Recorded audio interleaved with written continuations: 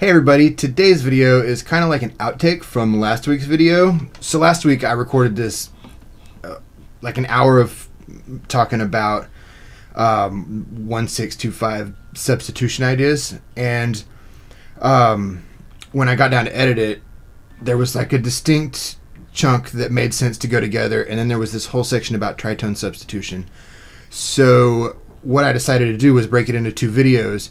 So what you're about to see is really the last third of last week's video, but in its own separate video. It does make a great standalone video, but you do need to have the context of what we learned last week about making the 3 a dominant chord, the 2 a dominant chord, as well as the 6 and the 5, so that you get the cycle. Because at the end of this video, I'm going to do some examples with tritone substitution for everything but the 1, basically. You do need the context of last week's video, so I'll put a link in the description and a card up here. Anyway, here it is. Every one of these chords that we made dominant, the 6, we did that last week. Now we're making the 2 dominant, and even the 3. For every one of those, you could play as tritone substitution. So one really cool application of this is just playing the tritone sub for the 6, which a flat 5 away. 1, 2, 3, 4, 5, flat 5. Or you can think about it as 3 whole steps. 1 whole step, 2 whole steps, 3 whole steps. E flat. So instead of playing a flat 7, we're going to play a 7th chord, a flat 5 away from this, on the E flat. Now we'll do a tritone sub for the regular 5 also. There's your normal 5, the G. 3 whole steps away is C sharp. I know, long build up to.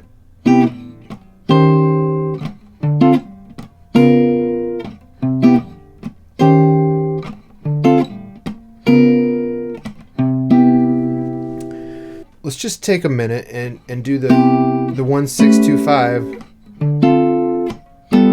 But when we get to the 6 and the 5, we'll play the regular chord and the tritone substitution, just so you can get an idea of, or hear these two chords together.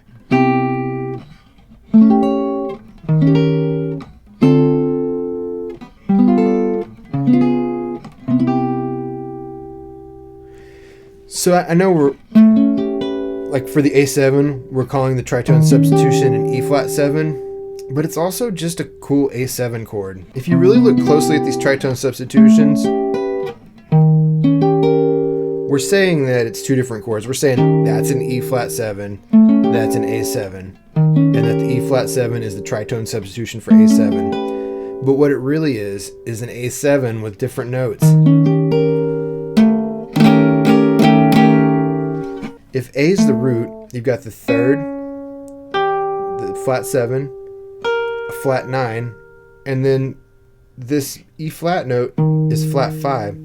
So this would be A7, flat 5, flat 9, without an A in it. So I'm going to do it without the tritones, then with.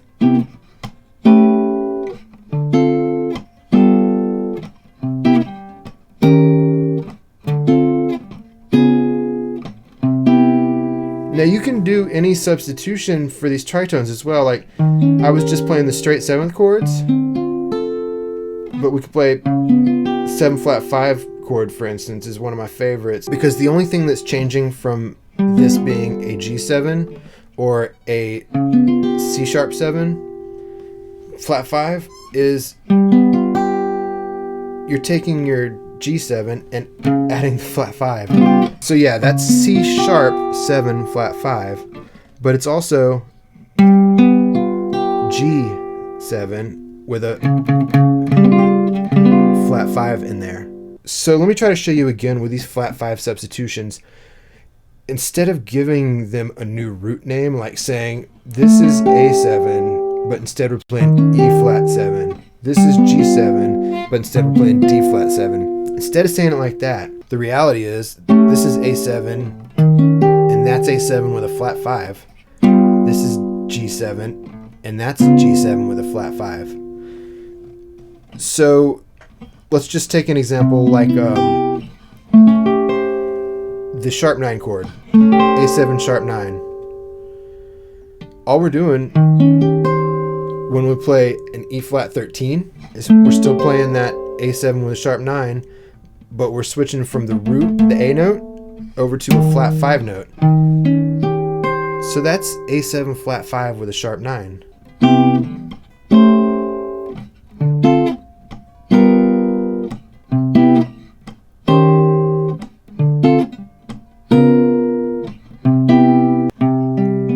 Now let's talk a little bit about these tritone substitutions on the chords where the root of the C chord is on the A string.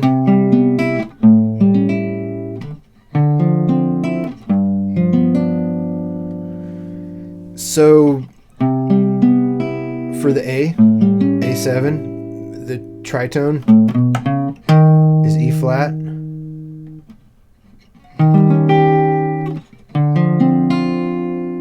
For the G7, D flat, C sharp.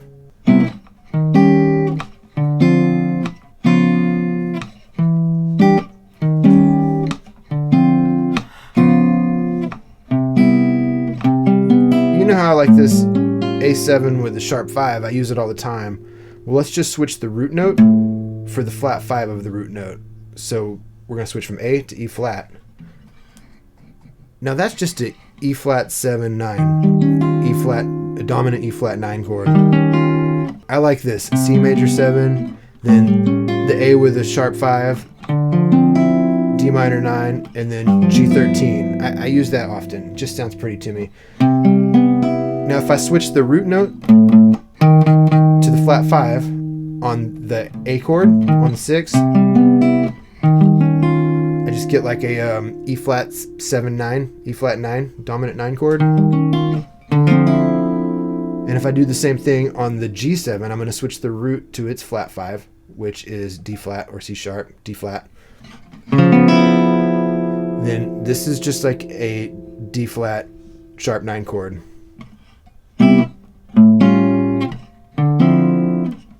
That becomes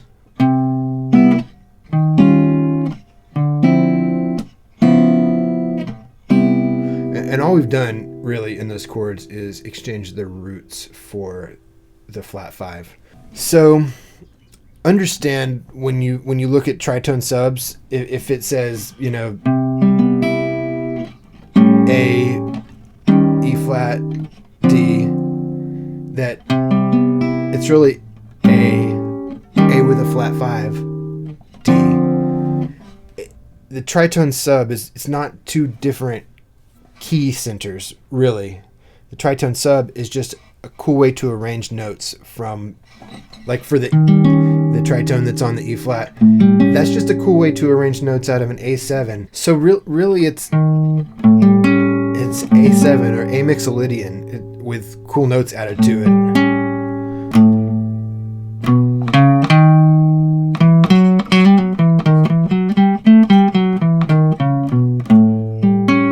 Really just an A7 with a flat 5 added to it.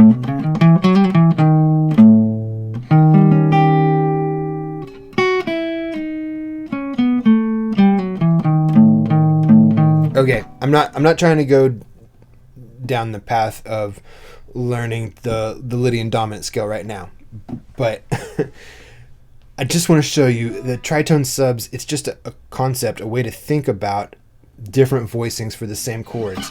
It's still C, A7, D minor, G7. Even when I play those other chords, it's still C, A7, D minor, G7. Even though we're playing an E flat 7 and a D flat 7, we're really just playing the A7 and the G7. The E flat is just an A7 with different extensions and alterations, and the D flat is just a G7 with different extensions and alterations. One more thing on tritone substitutions. The substitution we did earlier where we made the 3 a dominant 7 chord and the 2 a dominant 7 chord, you could use tritone substitutions for that 3 and that dominant 2. 1, 6. Now I'm going to do a tritone of the 2.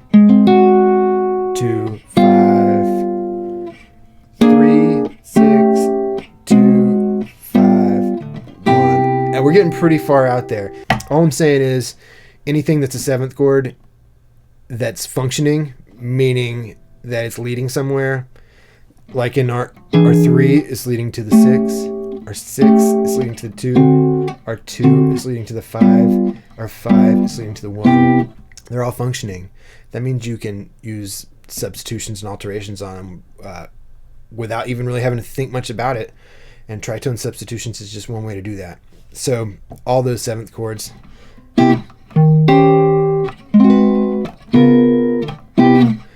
You can use tritone subs on.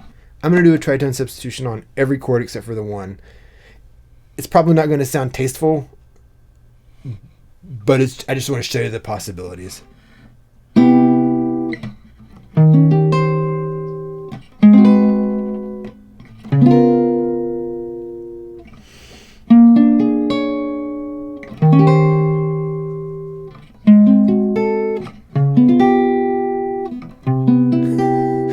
I know, it's never just use a weird chord to use a weird chord. But I just want to show you all that was possibilities for the 1, 6,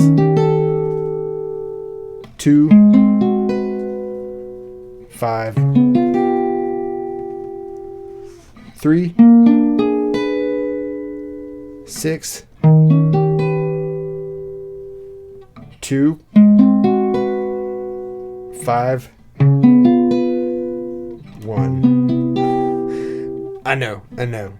I tried to make it more tasty that time, but still, it just sounds like you're using weird chords to use weird chords. Sometimes the best chord is just the regular old 7th chord or a minor 7. What the chord from the key you're in sometimes is the best chord. You don't have to be putting substitutions over every chord. So keep in mind, learn this stuff and learn it well and apply it, but you don't have to always be doing it. Subscribe now. The walking bass video is coming up. Also have a video coming up about the Coltrane turnaround. I've been asked a few questions about that. If you know anybody that is into guitar and would enjoy learning this stuff, please share the video, because I just want to reach out to as many people as I can and talk about playing guitar and playing jazz. Anyway, really appreciate you learning guitar with me. I'm Bird Snake. Thanks for watching.